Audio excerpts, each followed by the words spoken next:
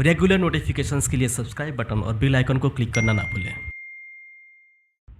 अगर बच्चों को खांसी जुकाम हो तो क्या करें? तुलसी के रस के सेवन से सर्दी का प्रकोप कभी नहीं होगा।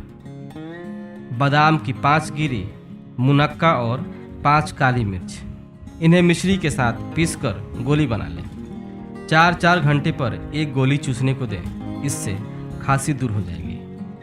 बड़ी इलायची का पाउडर 2-2 ग्राम दिन में 3 बार पानी के साथ लेने से सभी प्रकार की खांसी से आराम मिलता है। आधा चम्मच तुलसी के रस में आधा चम्मच शहद मिलाकर दिन में 3 बार बच्चे को पिलाएं। सर्दी खांसी में आराम मिलेगा। खांसी होने पर बच्चे को वंशलोचन पीसकर शहद के साथ चटाएं।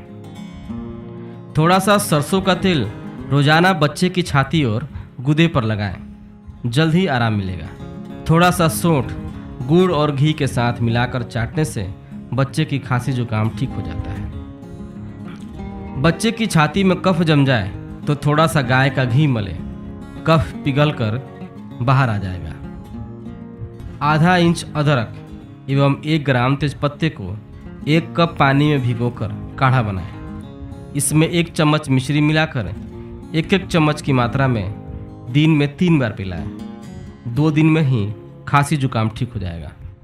अगर आपके जहन में कोई सवाल या परामर्श हो तो कमेंट जरूर करें। धन्यवाद।